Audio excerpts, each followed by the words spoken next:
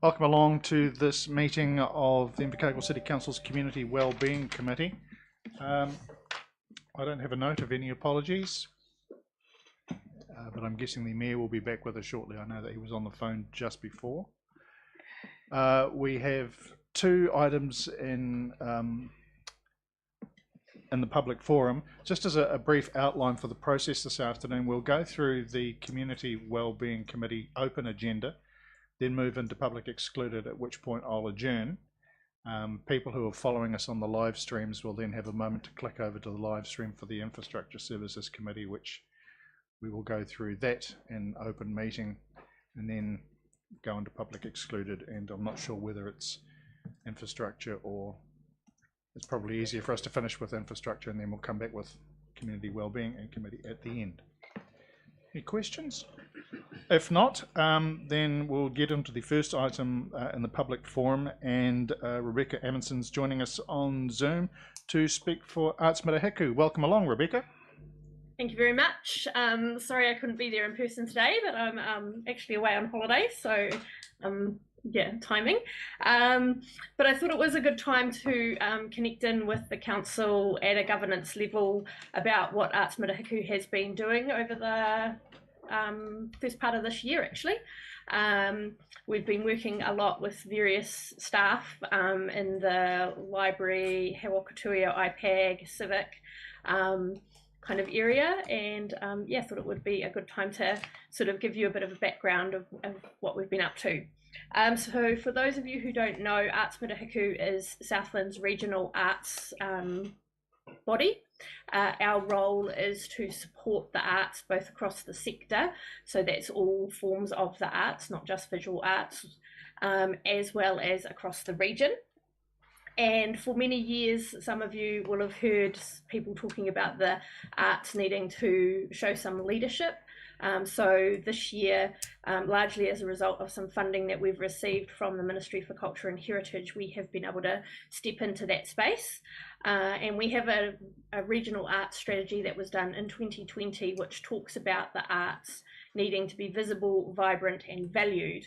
And so that is kind of our underlying motivation, I guess, for the things that we are trying to do.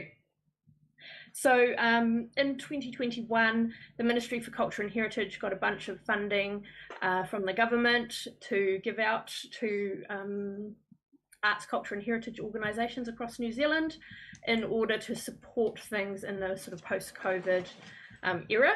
And our funding application to that was successful. And the week before Christmas, it was actually, we found out that we were successful in receiving $448,000 as part of that fund. So the project that we had put forward had a few different tentacles, because we feel like there's a lot of work to do in the arts sector in Southland. And so the first part of that was around capability building for the arts sector. And we had identified a number of sort of reasons that was needed, as well as a number of actions that we could undertake in order to support that. So the main things that we are doing for supporting the capability building of the arts, back in June we ran an event called Night of the Arts, which was an opportunity for people from a variety of arts sectors to participate in an event in the CBD. And despite the weather on the 30th of June, that was a pretty successful event. And at the moment we are running our second big event, and I'm not sure if you can see that on the screen there, but the Southland Arts Trail. So we actually ran the first one of these last year, and people, regions all around New Zealand have them, and Southland hasn't had one before. So it's an opportunity for artists to open their studios over a number of weekends.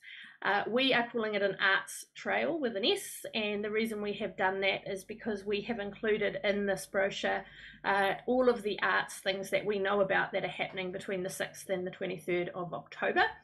And again, this is an opportunity for the arts sector to showcase itself to the public, Last year we had hoped to have about 20 studios open, and we had 55, I think, altogether.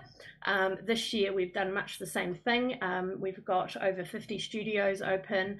We have about 20 other events happening throughout that time period that we're promoting. And when you fold that out, there's a big long list on the inside. You can also find it on our Facebook and website, and it was in last week's Southland Express as well. So those are two of the main things that we're doing around capability building, but we're also developing a program that will roll out in the new year, and we're test piloting sort of part of that later this year. We're calling it a creative pathway. So basically an opportunity, rather than just having lots of one-off workshops, an opportunity for people to kind of learn something and then have some mentoring to sort of keep on developing their skills. So we think that'll be pretty important on that sort of journey for creatives as well. We also have a community art space at 34 4th Street, and thanks to the council, it's a council-owned building that we are leasing, and we are using that as sort of a test place for people. So we haven't really had a community gallery for a long time in Invercargill, and there's not very many of them around the region either. And so this is a place for people who are kind of new to run events or exhibitions in a way where they're supported by other people. And those other people are our amazing staff. So as a result of the funding, we have finally been able to employ 115 hours worth of people, and I say it in the hours because altogether there's 4 people, but they're all working part-time sort of hours. And so their job is to staff that art space, help with promotion and that kind of thing of arts activities, and build relationships with people in the arts community across the region so that they can develop their skills and have somebody who they can help them with different things. So we've already had some examples of that happen this year. There was a lady who wanted some help with a community project that she wanted to do, a series of workshops, had never applied for funding before, and so our team was able to work with her to develop her project and then help her through the funding application process, and which was successful. The other part to all of that we are doing, and it comes through time and time again with all of the sort of research we've done around what the arts community needs, and that is more promotion and marketing and publicity and all of that kind of stuff. So a few people who follow us on Facebook have almost complained that now all they see on Facebook is Arts Mirahiku and the stuff that we're doing popping up, and the stuff that we're helping promote as part of that. So we're promoting not just our own activities, but also the wider activities of the arts sector. We also do a full page ad in the Southland Express at the end of each month, which details all of the arts activities that are happening in the following month. So, and we're looking at other ways we can continue to support that. The final thing that we have done, and we're just in the process of finalising it now, is get a report done. We're calling it a baseline report. So basically, when we made the application to the Ministry for Culture and Heritage, we had to describe how what we would do would have a long-term impact on the arts sector in Southland.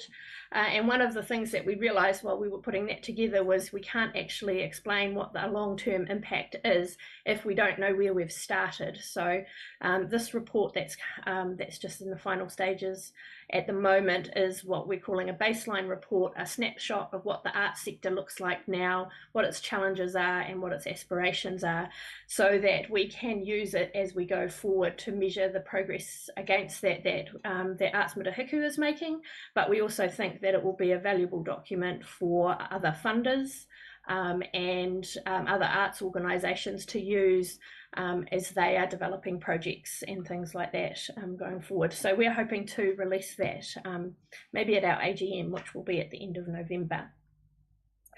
So I guess that's a bit of a summary of all of the things that we're trying to do in a very short amount of time. The funding we received has to be all used up by the end of June 2024.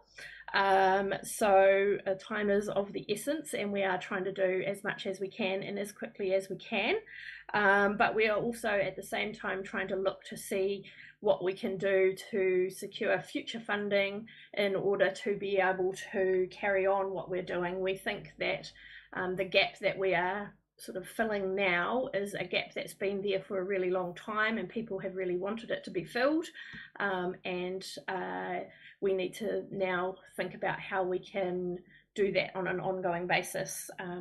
So yeah, and I guess the only other thing would be to say that I'm really interested to keep talking with the council, and I've already mentioned that we've worked with the Civic Theatre on the Cabaret Festival, the library in Hewakatuia, both participated in the Night of the Arts, and Hewakatuia is part of the Southland Arts Trail. Yeah, so really keen to keep having conversations about how we can keep working with the council and supporting the council's goals, especially around the things that you have in your arts, culture and heritage strategy. One of the things that was really important for us when we developed our plan for this funding and the funding proposal was to ensure that the things we were aiming to do aligned not only with the goals in our arts strategy, but the other arts strategies around the region. So that included the Invercargill City Council Arts, Culture and Heritage Strategy, as well as the Community Trust's Arts, Culture and Heritage PO, as well as the work that was being done through sort of going right back to swords and that whole thing around having a vibrant city. Vibrant cities need a vibrant arts sector. So yeah. Thanks, Rebecca. So just to recap then, that MCH funding that Arts Matahiku has is really only for another 9 months. Have you any indication of what happens beyond that? So the funding they got was one-off post-COVID funding. So at this stage, that is what the status quo is. Creative New Zealand, who is kind of an arm of the Ministry for Culture and Heritage, is currently revising their approach to funding organisations and projects across the country. So it's going to be really interesting to see how that kind of evolves. They had some backlash with how they delivered some funding earlier this year and late last year, which is one of the reasons for that rethink from them. So yeah, so in that regard, it's all at a national level, at least, a bit of a waiting game to see what will be available and how it is going to be distributed. Do you know if there's any vulnerability around the outcome of elections this weekend? I think there's always vulnerability around elections, and certainly I've just been at the Creative New Zealand conference in New Plymouth a couple of weeks ago, and regardless of who the government is, given the more difficult economic times that are anticipated, there is certainly some concern across the arts sector that the arts sector, you know, as always, will be the first one to suffer cuts, even though the things that the arts sector provides are so vital to well-being of people and communities. Thanks, and congratulations to Arts Matahiku for the development of your arts trail. If there are people who are going out to do the voting on actual election day this weekend, they could, as they're leaving the house, use the brochure and navigate around and visit some artists as well. Councillors, open for any questions? There are none. Rebecca, thank you very much for zooming in during your holiday, and we'll let you resume your leisure activities. Thank you very much for having me. Thank you. Cheers. Mr. West, we'll just get you to come up and take a seat. Vic is presenting on behalf of Blind Citizens New Zealand, and just a reminder, councillors, that the matter that he's raising will come up for discussion at the Infrastructure Committee meeting after this.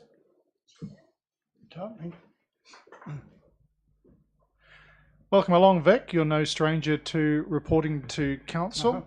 We've had a chance to have a look at the letter from Carolyn, so really it's your time to provide us with that feedback. Yes, good afternoon, Mr. Chairman and fellow councillors. I'm here representing blind citizens in relation to the dual pedestrian crossing signals. I'll have to add that while the one on the corner of St Andrew Street, there is another one was actually installed later than that, which is Gala Street West.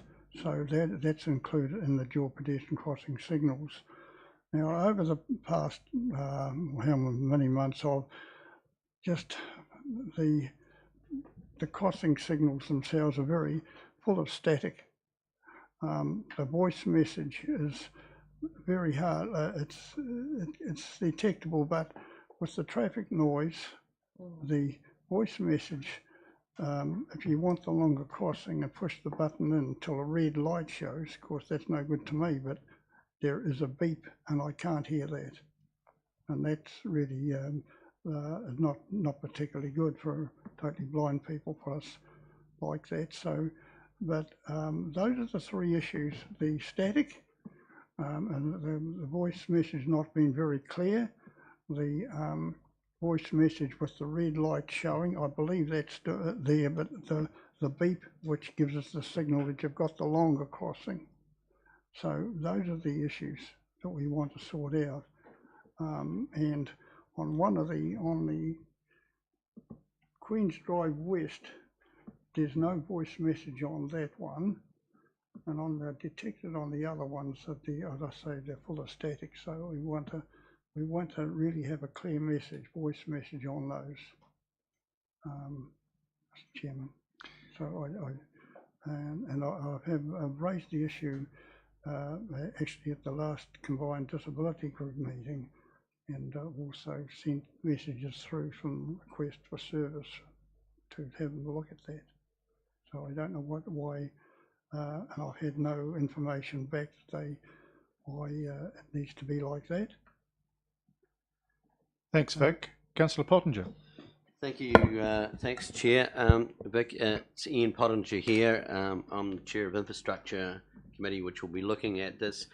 My first question, and it's an important one, is the dual crossings, have they been working okay and have degraded, or have they always been hard to get the enunciation, clarity and the confirmation tones? Well, have they ever worked good? I don't really know at what point the deterioration went. You know, maybe I went up one day and I was going to raise it, but I didn't. But they have worked okay. They have worked in the initial stages. Oh yes, they're working for a number of quite, but I don't know at what point they started to deteriorate. I just can't remember that, but I've raised it at least a couple of years, might even been a couple of years ago at the same infrastructure meetings, that I didn't feel they were working properly, and I thought perhaps they're waiting for a new part or something like that, or there might be some problems with in that direction. So I never raised the matter again. So, and then it wandered off, and then one day I went up and tried it, and I thought, well, this is not good, and I went to another one, and I said that's even just as bad, and this is what I'm. So I thought, well, I need to bring this. You know, you know, I just feel that this is not good. It's the message, the first message I remember, because when we first opened it, it was nice and clear. And I mean, of course, you remember you have to contend with the traffic sound at the back. So you know, that's an important part of the reason, because you know, we're really big on pedestrian safety, particularly on those wide carriageways. They're a bit of a challenge, you see. So what we've got, and this is good for our committee, is we've got a priority service to get these right. We don't have to redesign the wheel, so that's what we can look at. And you mentioned another crossing that never had the dual tones, so we can look at that as well. No, thank you for that. Okay, thank you. Councillors, any other questions? If not, thanks, Vic. We appreciate you coming in. We're sorry it got to this point, that's fine. But we'll be pretty keen to get it resolved. Thank you. Thank you very much, Council. Thank you.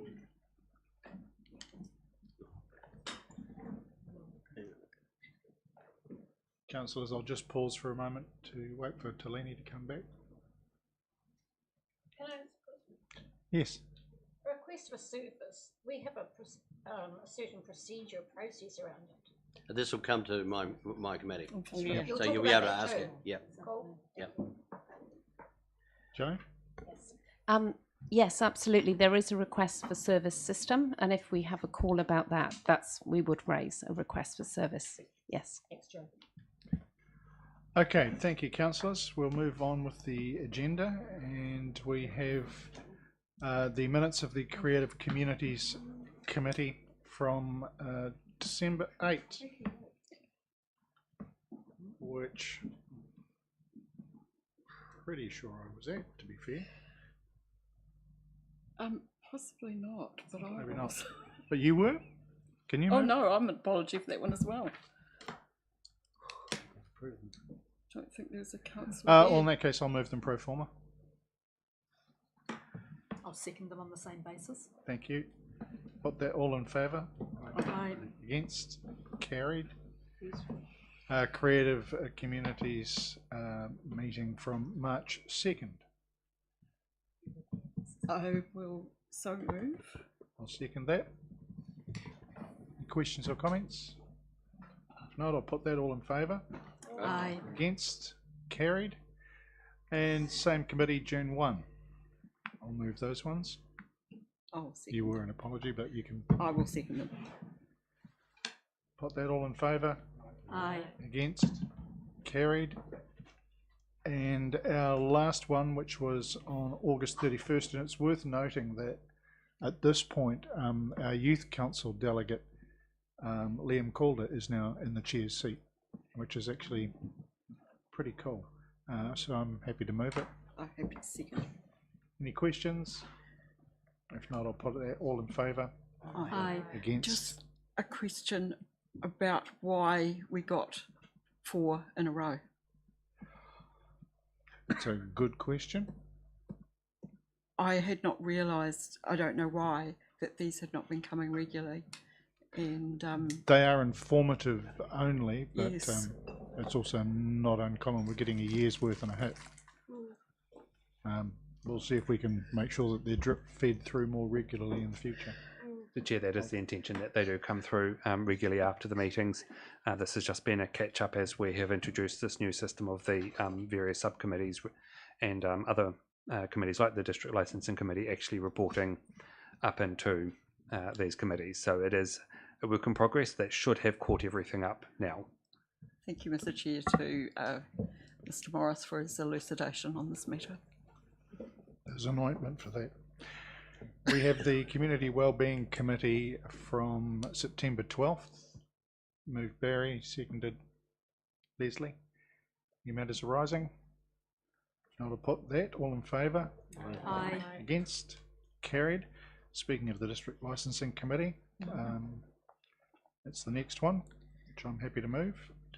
Seconded Councillor Kett. Any questions? Put the motion, all in favour? Aye. Against? Carried. That brings us to the electoral legislation bill, which proposes the lowering of the voting age for local elections and polls. Michael. Kia ora, thank you, Mr. Chair. So as you will all know, the Supreme Court in 2022 issued a declaration saying that there was no justifiable reason against the Bill of Rights Act to keep the voting age at 18, which triggered a process through Parliament. This is the result of the current government's thinking on this, knowing that it cannot make the change to change it for the general elections because it requires a supermajority, but can change it for local government elections. And that bill was introduced pretty much on the second to last sitting day of the current term of Parliament. And it has invited submissions to be made on this bill, which lowers the voting age to 16 for all local elections, with the exception of licensing trusts. They made a policy decision to keep a licensing trust election at 18 years age, because that is the age you can buy alcohol. Of course, that creates an issue for us and a small number of other councils, because we also have a licensing trust in our district. It's not an insurmountable issue. It's going to be another iteration, basically, of a voting paper for 16-year-olds within the Invercargill city boundary who are in the licensing trust area. Contacted our provider for the elections, and they estimate that the increased cost to us would be about $4,000, which in the context of the election is relatively negligible, but is still an increased cost that we wouldn't have if this didn't change. So that is the basic synopsis of what is happening. The bill makes a number of changes to other legislation, but they don't impact us. They are things like the Masterton Lands Trust and things like that, who have their elections at the same time. So the paper is simply asking if the council wishes to make a submission on this bill, and if so, whether it is for or against the lowering of the age. And with that, I'm very happy to answer any questions. Councillor Pottinger. This is purely a question around when you said about the 50% majority required at local government level. Now, there's 67 councils, so is it the majority of the 67 who? How does this swing? Of MPs in Parliament. Of MPs in Parliament. Yeah. Oh, so Parliament make the decision based on our feedback, even if there's 100%. Even if every single council said they don't agree, then the Parliament politician can could say yes. Say yes. Oh, that's democracy working. Well, that's the theory, and that's the concept of parliamentary Yeah, sovereignty. no, that's great. Yeah, what a great country to live in. But I guess if that was the case, and let's say 100% of councils did submit in supporting the lowering of the voting age, and the government of the time decided against it, it kind of speaks volumes about their willingness to. Oh, either way, it works both ways. Yes. And we've had the same thing with, people have argued around written submissions in volume around speed restrictions, for example. Councillor Arnold made that point. Who do we have? Alex, sorry.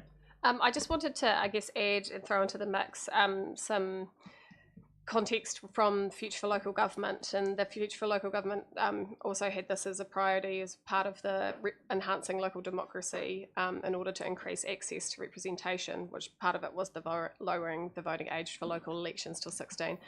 They had a hui in Wellington recently in which 60 councils were represented with over 120 people, and the over 50% of the councils were in favour with changes of this. So I think it's just worth noting for context, I suppose, that there is a majority. I don't know if you say that, but there's over 50% support. Sorry, just a point of order there. Sorry for Alex. Is when you say the councils were in majority, it was their representatives. Yes, correct. Okay. Yeah. And I clarified that at the start. That was 60 with 60 councils were there, but the representation pool of 120 people. No, but I'm saying the people, so it wasn't, they didn't have a vote like we're about to do. Some may have. Well, but yes, you're right. I'm not saying they're all 100% in support of. Correct. I'm saying that there was a pool of 60 councils with 120 representatives. Thank you. Mayor Clark.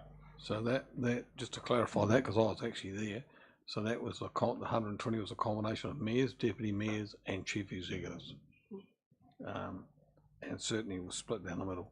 I guess my view on this is I think it's a bit ironic that central government asks us for our view on going to 16-year-olds when they're not prepared to attempt to go there themselves. Now, 75% might be a stretch too far for Parliament, but it may not be, but they're not even attempting to put it up at this stage.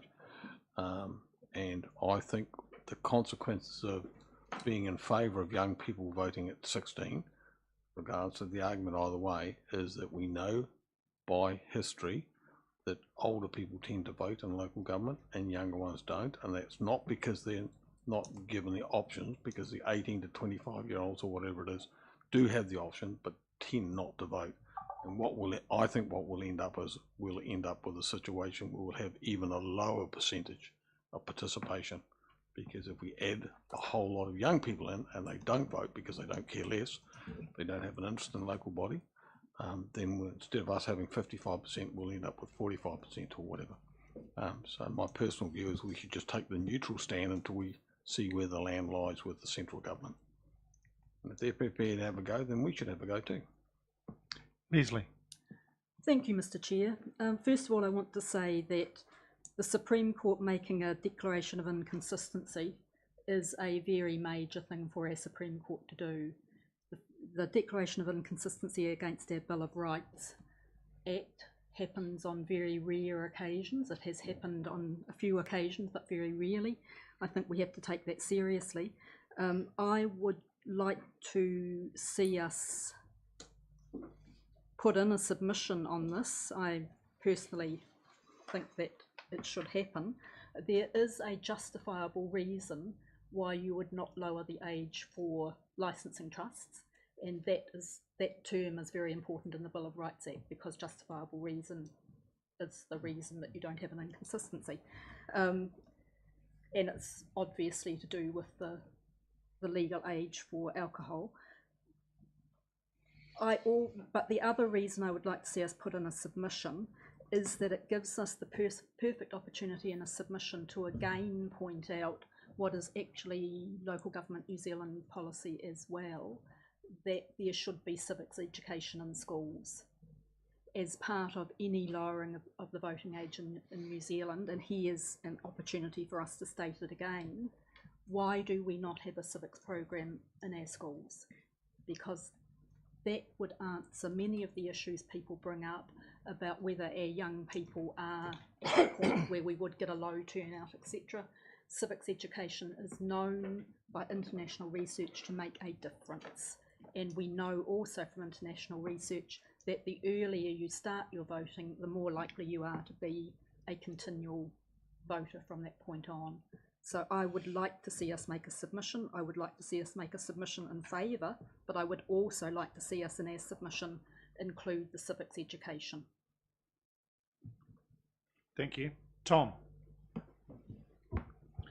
To some extent, Leslie's already said what I was going to say. The voting age was lowered in Scotland, actually 16 in 2015.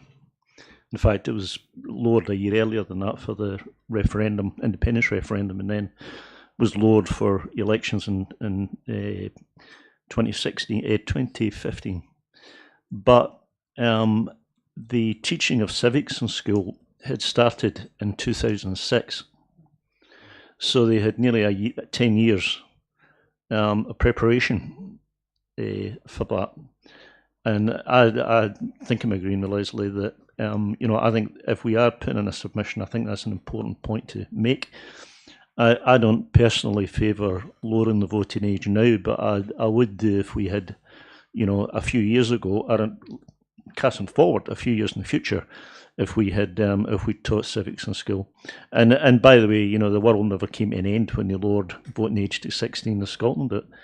Not a lot of people voted, but people voted pretty responsibly. But again, the 10 years of civics training in schools. Thank you. Ria, then Evelyn.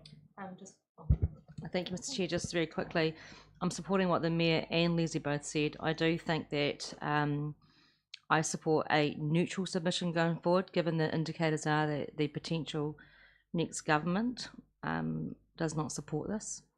But I do support us putting through a neutral submission to tease out really what can happen after these elections. Evelyn. Kia ora, Mr. Chair. So I support what Councillor Soper has said for the reasons which she stated, and noting that Tom has, Councillor Campbell has provided a concrete example of the benefits of civics education and seeding the ground beforehand. I think the prospect of us making this decision and expecting a big turnout 2 years later when we haven't done this, when we as a society have not done this work to prepare our 16-year-olds for the responsibility that they're being offered, is probably fairly futile. So whilst I am mindful that in the past this table has said no to lowering the age to 16, because we actually talked about it relatively recently, I do think it's an aspiration that we should support along with the civics education, and also recognising that here and in a number of other places, the education has got to include the why you can't vote for alcohol related issues at the age of 18, just as you wouldn't be able to vote if it was a smoking related issue if you were under the age of 18, one assumes. So a referenda about smoking, should young people be offered the opportunity, if they're not legally allowed to smoke, they won't, I imagine, be allowed to vote on that basis either. Think as a council we should be looking forward, and we should be saying that a well-educated society will make better decisions on civics matters, including local body governance, if they know what it is they're voting for or against. So I thank you for the opportunity to support Councillor Soper's suggestion. One point of clarification. Mr. Morris. Thank you. Just thought it'd be helpful to point out the bill isn't proposing that the age be lowered until the 2028 elections. Oh my gosh. That wouldn't be the 2025. It's the next ones. Alex, and then Councillor Pottinger. Thank you. I agree with Leslie. I think that we definitely should put in a submission, but I personally, probably not quite surprisingly, don't think that we should be particularly neutral about it. I think the Mayor is quite right in saying that obviously the statistics don't lie when it shows that the 18 to 24-year-old demographic doesn't turn out to vote. But that's because they've been living in a system that hasn't respected their beliefs for the entire time that they've been paying into it. They leave, like they get their part-time job, they go and pay tax the same way that anybody else does. They, purchase goods, they pay GST. They've been, they have the same parameters that we have as adults, arguably with, some constraints like alcohol, for want of a better want, but we haven't listened to them since but we will take their money. And I really am thankful that the Deputy Mayor brought up the fact of Scotland voting their turnout, because they're the long-term study now that actually shows that when you get voters, that electoral data that for Scotland shows that turnout is low when voters are in their early years of adulthood, and then it increases from mid to late 20s. And the 16 to 17-year-old, when they're enfranchised, they then continue to vote in greater numbers in the 18 to 24-year-old bracket. So it's exponential. It's a lag measure. If you start it now and you give them the opportunity, civics education, and you get them enfranchised in voting, it will increase exponentially. It's not something that we're just going to, turn the switch on and overnight, all of a sudden all the 16 and 17-year-olds going to start voting, but they will, once they do at 16 and 17, continue and start to grow as they age. And I think that is the benefit, and when the Mayor says, oh, they don't turn out and vote, we don't even give them the opportunity to, or the opportunity to get entrenched in civics and entrenched in the system. So I'm personally of the belief that we should actually not be taking quite such a neutral position. Thank you. Councillor Pottinger. Yes, I agree we shouldn't be taking such a neutral position. I think we need to be consistent. This country needs to be consistent. We can't look at changing of the voting age in isolation without looking, for example, at our justice court system, which makes it quite clear that 16 and 17-year-old offenders are actually given more allowances and leniencies because of their lesser decision-making capabilities. And the emphasis is more focused on rehabilitation than punishment. Now this comes, they've done this from medical science, which proves the prefrontal cortex, which governs your decision-making processes, is not developed at this age. So on one hand, we can say, yes, 16 and 17-year-olds, oh, you did that wrong, but your brain wasn't developed, so we're going to give you allowances. And yet on the other hand, we're going to say, hey, you can go and vote for any candidate you want to, which is a major decision. So sorry, there's a great inconsistency if the voting age is changed. So I do agree we need to put forward a submission, and I would argue that the age should not be dropped because of those very reasons. Thank you. Councillor Stewart. Yep, Rangi, you just about hit it right on the nail. I'll be voting against it, for one, because I don't think their brain is developed enough to make big decisions like this. So that's where I'll be going with it. Councillor Arnold, then Councillor Broad. Yeah, I'll be voting against it as well. I just think at the age of 16, I think let young people go out and enjoy themselves. They can worry about the electoral system as they get a little bit older. If anything, I'd rather prefer the age went up, not down. There we go. Thank you. I do note that many 18-year-olds go out and enjoy themselves as well. Councillor Broad. I'm for a submission to lower, and I was actually a hard no until the by-election. And our young people in a youth-specific meeting turned out in huge numbers, and I think articulated themselves best in any of the meetings and asked some really powerful, important questions. That swayed me, based on also some research I've done. Again, to Leslie's point, the Bill of Rights is relatively clear around this. I agree with Tom around the union of civics education underlying this and underpinning this, whether it's an on-ramp to 2028. It also in other countries has been used as a trigger to start teaching civics in schools, which is really important. Yeah, and in some cases has improved voter turnout as well. So take Tom's point to what we've done in Scotland as well. So. Thank you. Anyone who hasn't spoken, apart from me, who wants to have a say? I'll give you another bite at it. Yeah, thank you, because I'm not the first to have a second bite of it. Look, I'm only neutral because I want the government to take a steer on this. They're taking the path of least resistance by getting local body to agree to it. It's a little bit like amalgamation. We were hopeful that we'd get some steer on that. We didn't really get a steer on it. And nothing will be enacted within that report on amalgamation, because the beggars the question that if we amalgamate down to 25 councils, then why do you need 60 electoral seats for central government? And this is no different an issue. I'd be in favour of looking to a review if several things were to happen. One, that central government was prepared to put a voice up and say, we hear what the Supreme Court says about the Bill of Rights, so we're going to ask for some legislation that brings both national elections and local body elections to alignment and allows it to be dropped to 16, because it beggars the challenge that if they can vote in a local body election at 16, why can't they vote in a national election at 16? Why is there a difference? And they could also remove the 75% provision as well if they wanted to, but they elect not to. And so government's got the central role in all of this, not us.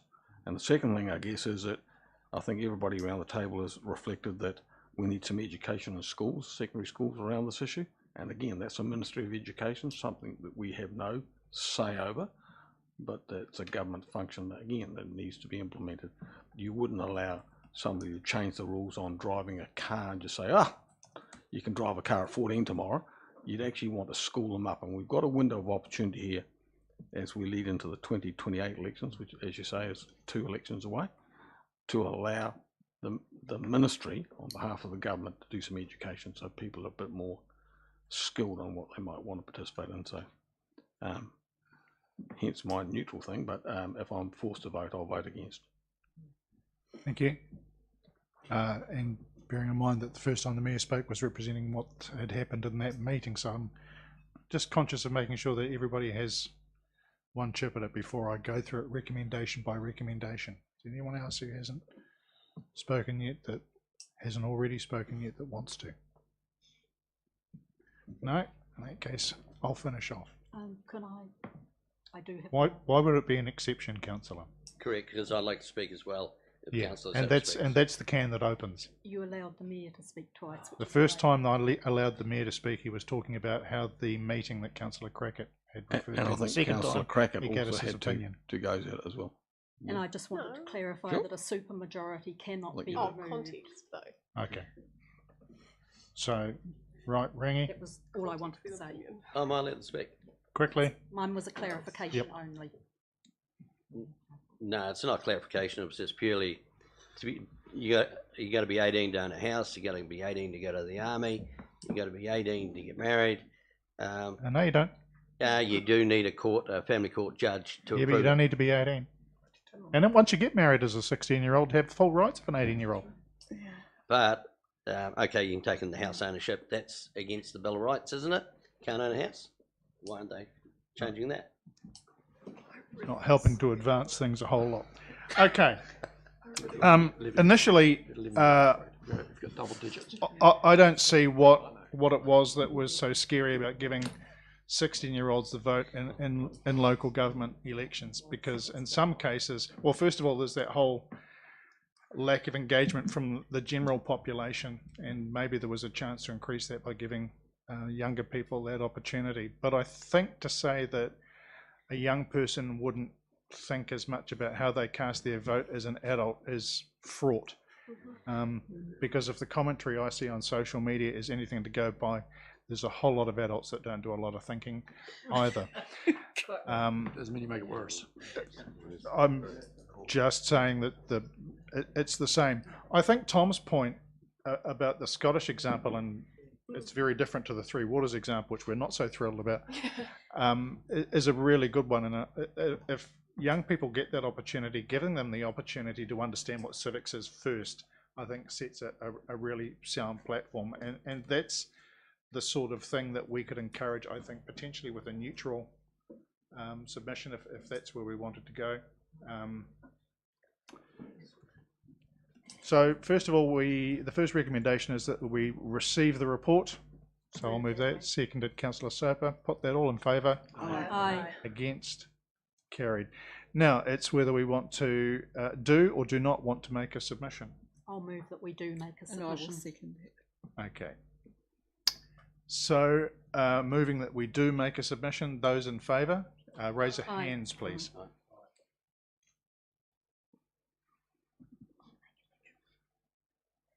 Carried. Now we would need to confirm the submission is for, against, or neutral. So indicatively, for. 1, 2, 3, 4. Against. Neutral. Can we vote twice? Because neutral. Yeah. So, through you, Chair. My view is that something which I think is common to almost everybody in this room, whether they're for or against, is the critical nature of the civics training in schools before such a change can be made. So we could make a neutral submission which stressed that point and said that, our view about for or against really depends on whether that... Point of order. Sorry, we are voting on the recommendations. Actually, I hadn't asked people to vote. I was asking them to indicate. So your point of order is turned down. What I don't have is a motion, and Tom, I think you will are. move the motion that we present a neutral submission. I'll second that.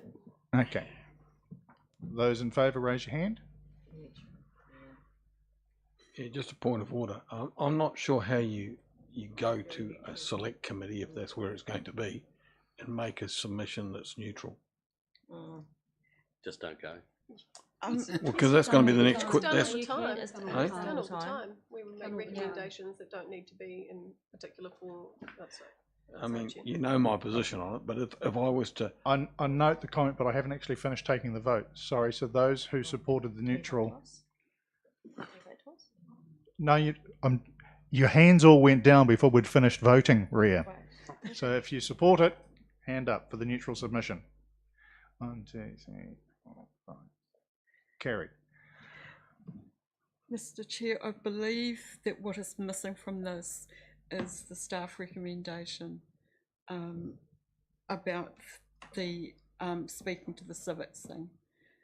Well, that's what I picked up, that what they were drawing to our attention was that and the contradiction for us of, or the complication for us of the licensing trust situation. So I think that whilst we can be saying that we're neutral, we're indicating to government the complications that arise with legislation like this for discrete councils that have a different set of factors. So where I was heading to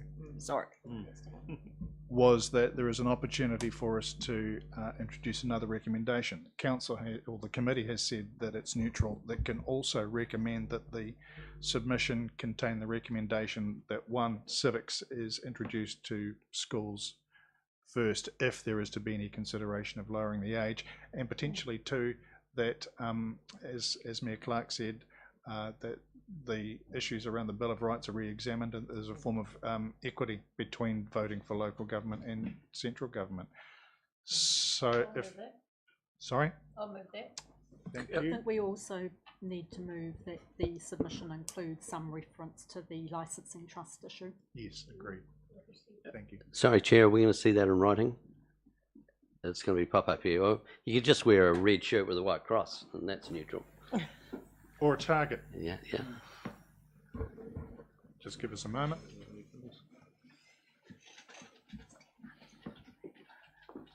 There is another issue, and that's in around the timing of when the submission needs to go in, but we'll deal with that next.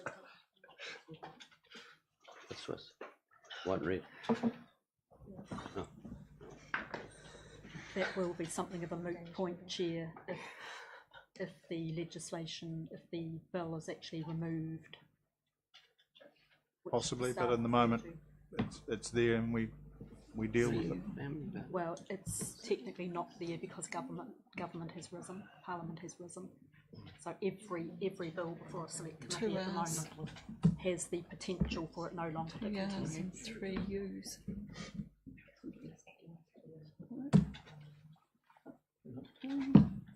Excuse me, Chair, just while you're doing that, can we just have an update on that vote again, just for my own, how many for and how many against, and the ability to...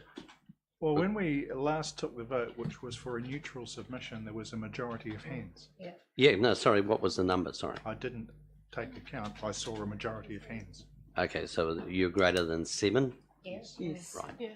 Anyone disagree with that? No, I just didn't see the 7 hands, sorry. Through you, Chair, if you put a clause in there like number 4 that you're including there now, you're basically sort of saying that if you do these things, then we might be happy for it, the age of voting to be lowered. Yeah. Whereas the indication to me before was that most people here were against lowering it to 16. So I don't know that we should be making any recommendation to suggest that if they do these things, we'll change our mind, because I won't change my mind. That's not saying that at all. That's what it's sort of suggesting. I think you're on. No, that's how you're reading it. Yeah. I think the motion talks about the shortcomings in the situation as it is currently. Yes. Trish? Yes, that's what I was voting against.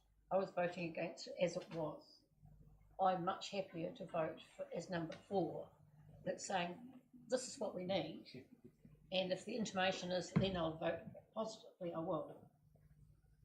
Yeah, but I think you have to sort of take a numbers vote again then, because I'm actually against changing the age to 16, full stop. We already had a majority. But we had a majority for that. We had a majority for making a neutral submission. Neutral means No, that was a submission, neutral means. but No. when you said for or against lowering the age, So most thank were you. against. Thank you, I have the chair. Good, yeah. The majority vote was for making a neutral submission. That was the last vote that we took. The last vote. Yes. So the motion that was, sorry, who, the recommendation, Trish and Leslie. Mayor Clark? Yeah, look, I think we've dug ourselves into a bit of a rabbit hole here. We have. So we'll need to backtrack, otherwise we're going to be in a real rabbit hole if we don't.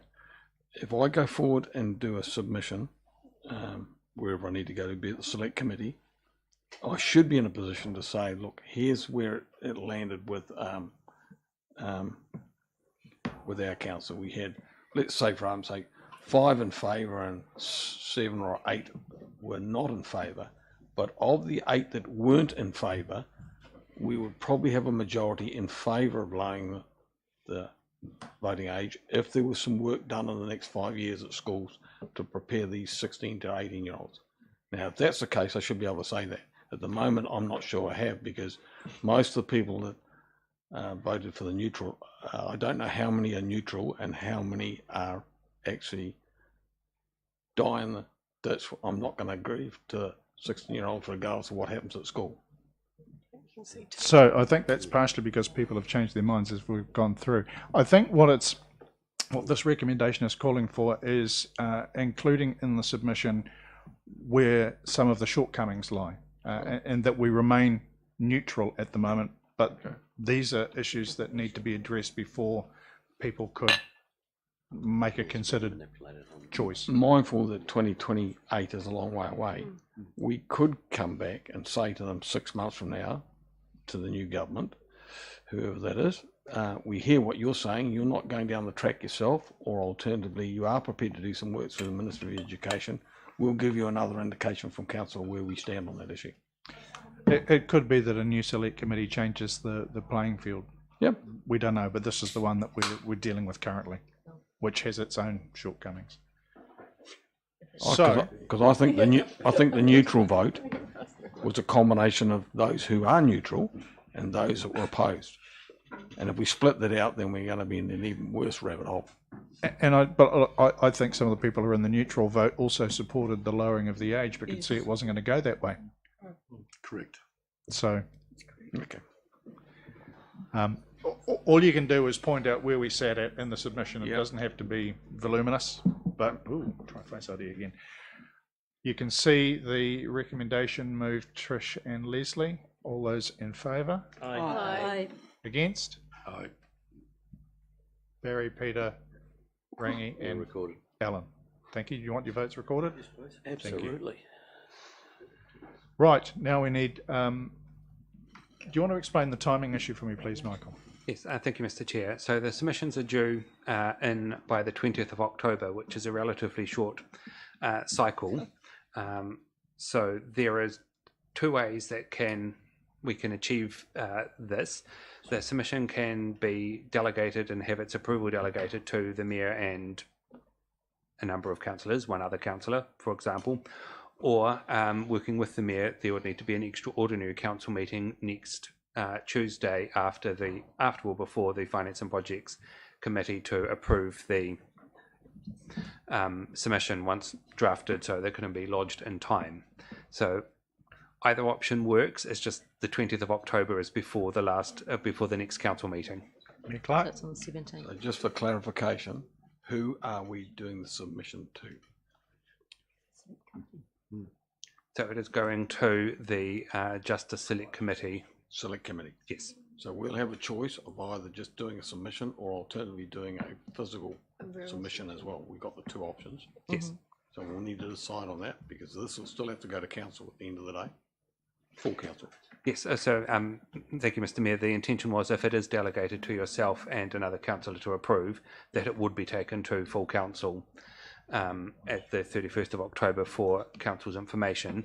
But the safest option, of course, is to organise an extraordinary council meeting through your office. Yep. And I think that might be the best option. Yeah.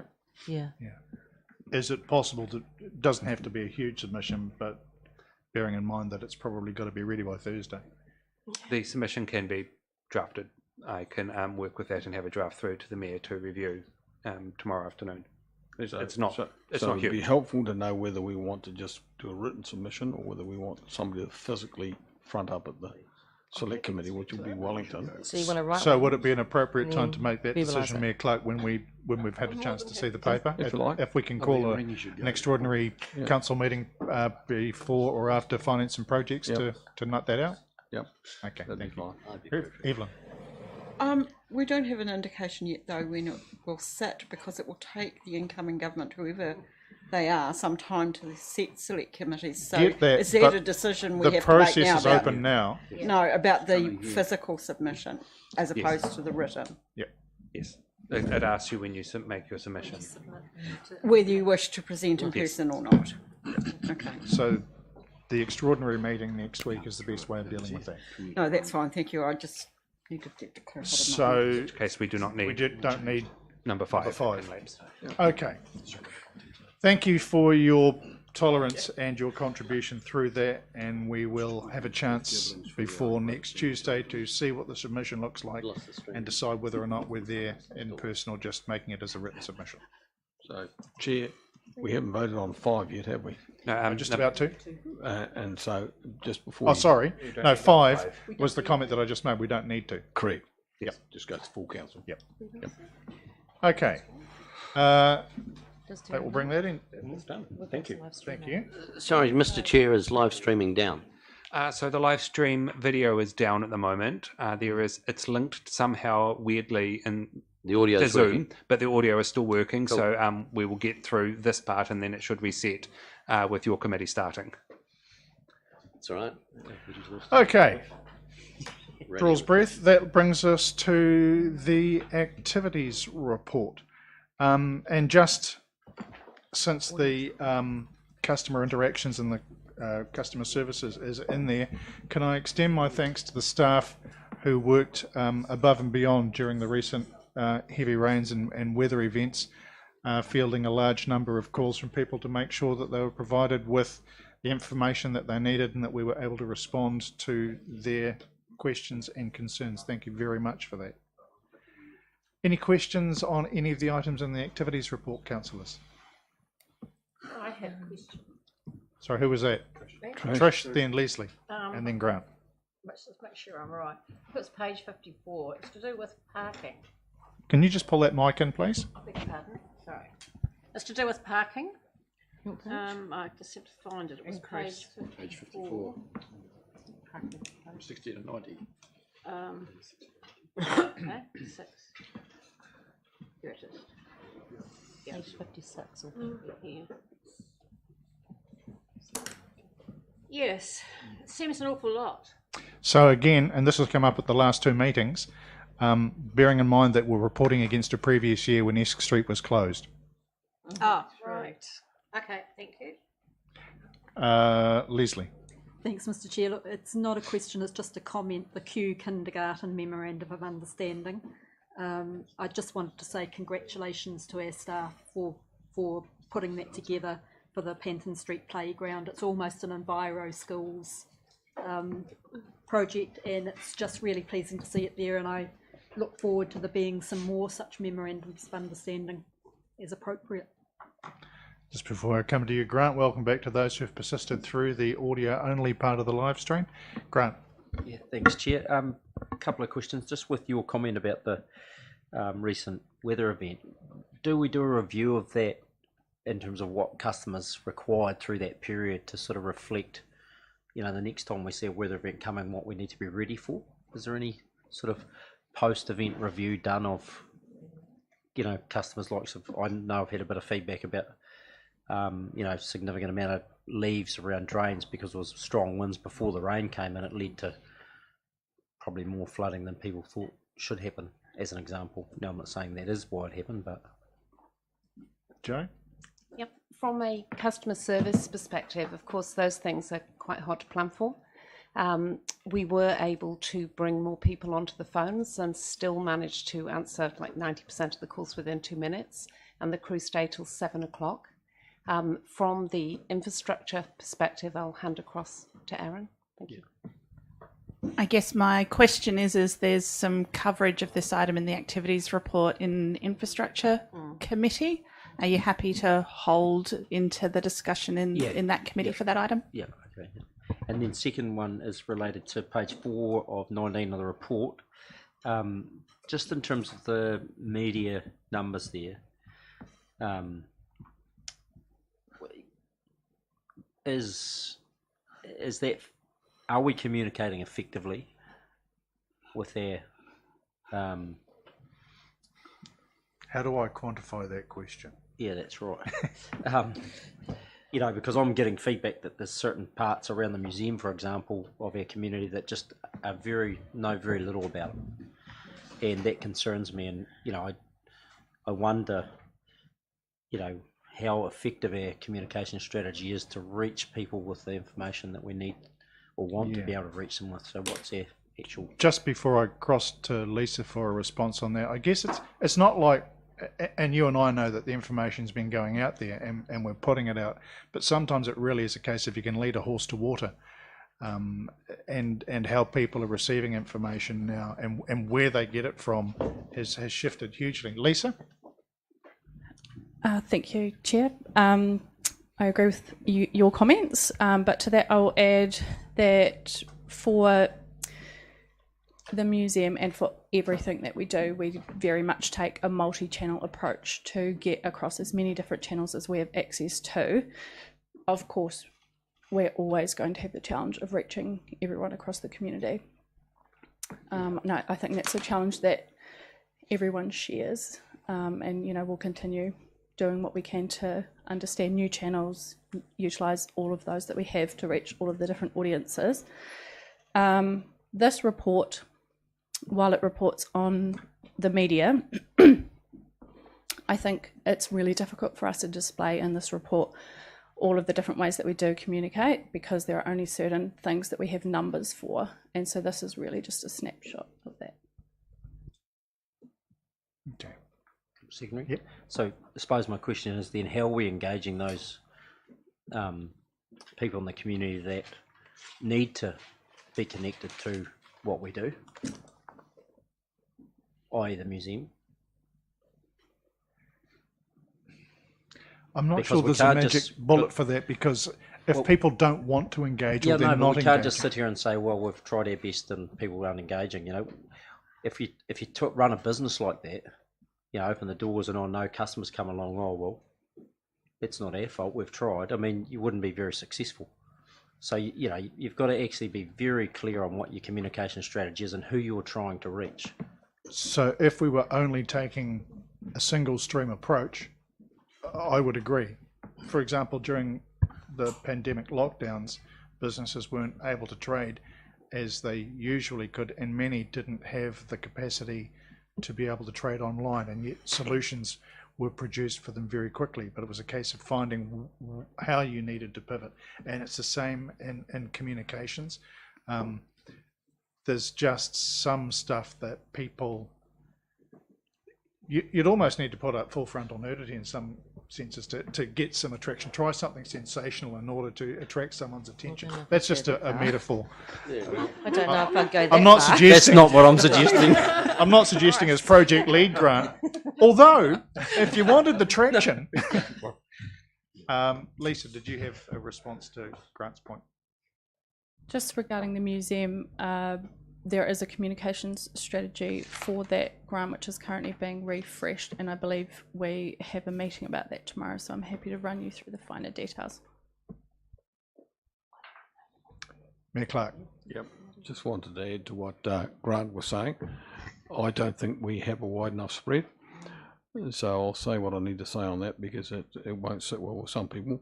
There is a reluctance by this council to use what's on Invers because of some traditional baggage with them, I guess, but they have a $50,000 strike rate, 50,000 client base that regularly taps into them. So as you say, Grant, they're people that will not necessarily come to a city council website unless they're looking for other stuff that's related to city council.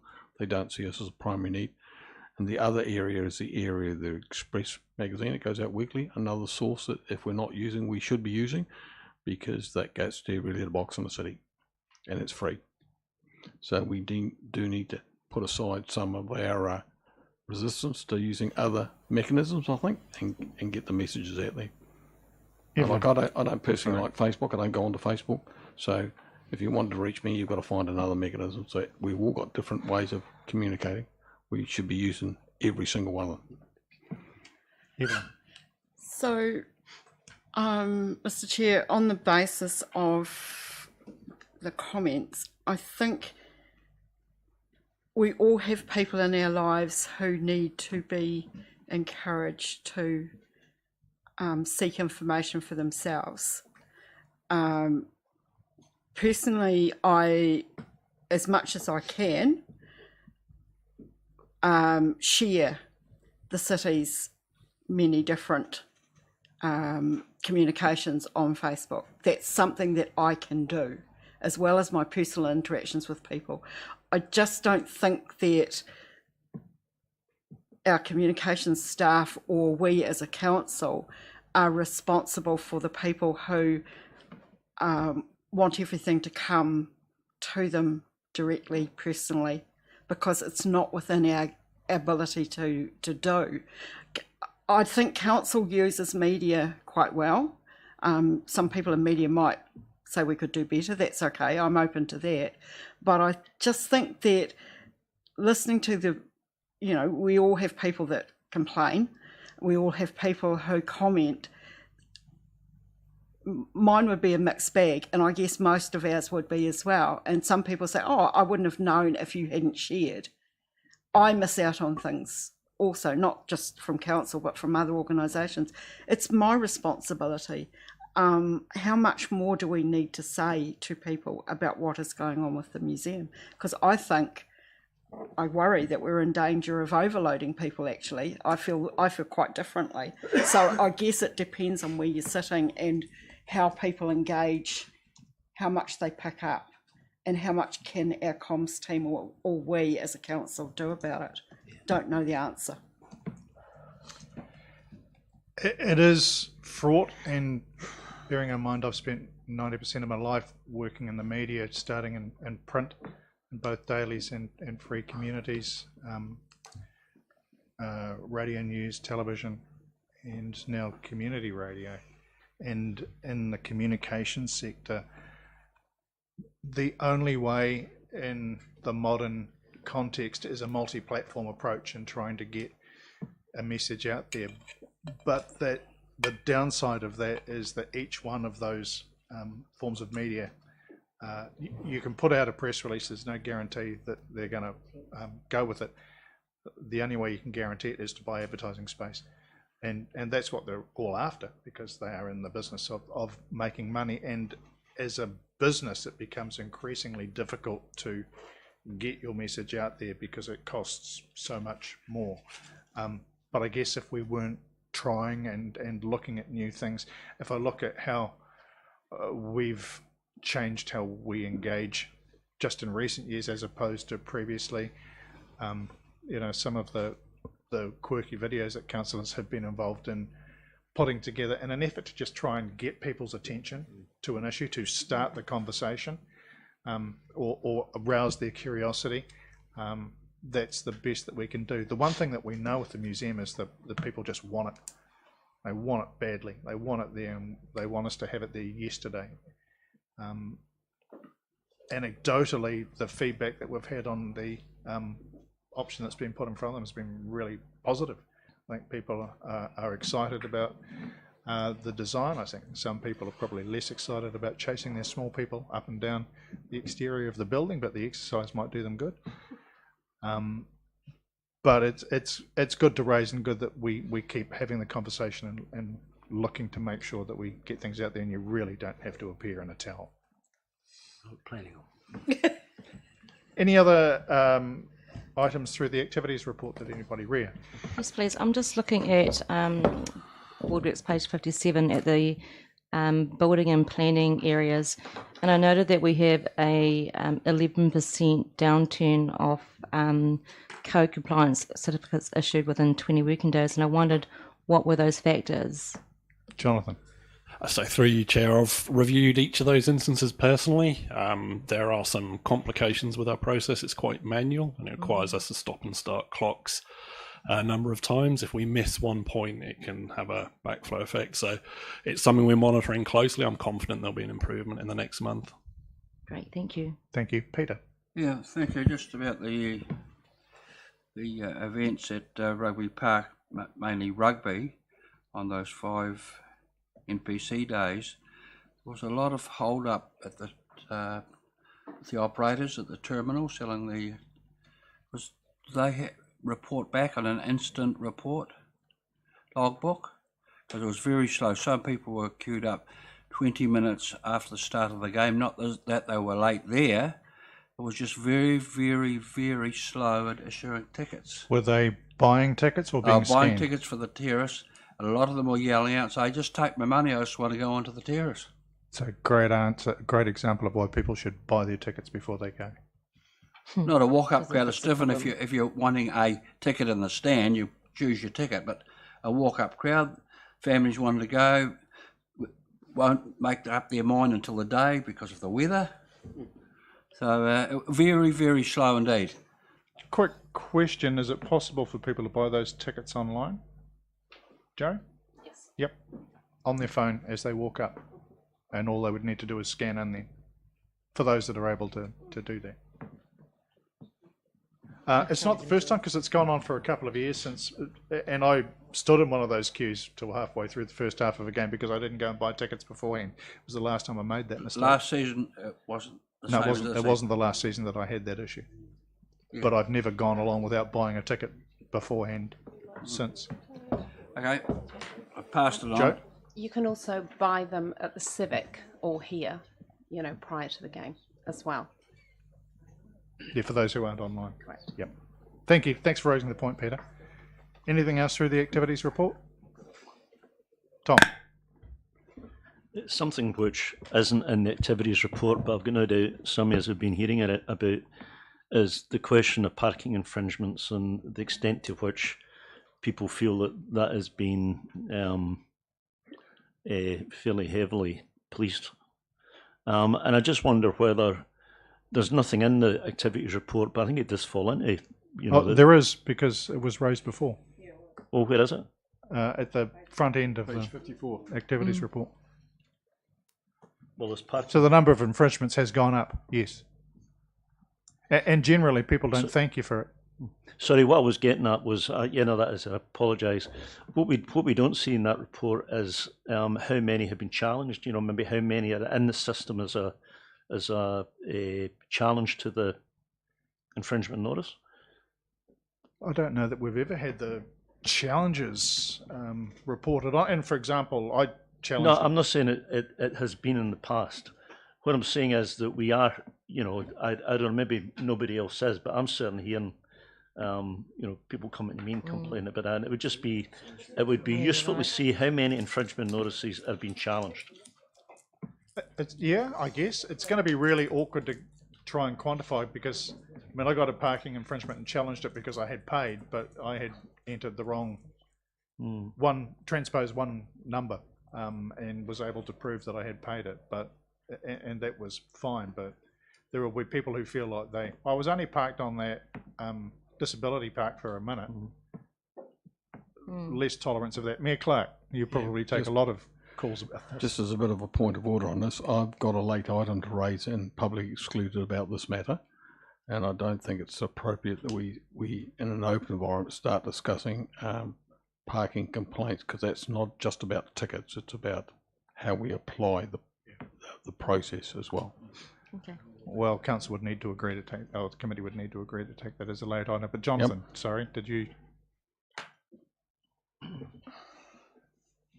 So through you, Chair, I think it's fair to say this is the most proactive we've been able to be within a parking space. We are aware when we have had feedback, and we're taking that on board, and we are taking steps to engage with the community regarding their expectations of parking infringements and how they're dealt with. Okay. Pania, sorry. Sorry, my one's just on a different paper, but really around. Could you pull a microphone around, please, Pania? Thank you. Wrong way. Oh, sorry. So literally mine, I just wanted to say, great to see that building consents being issued within 20 days. Fantastic work, guys.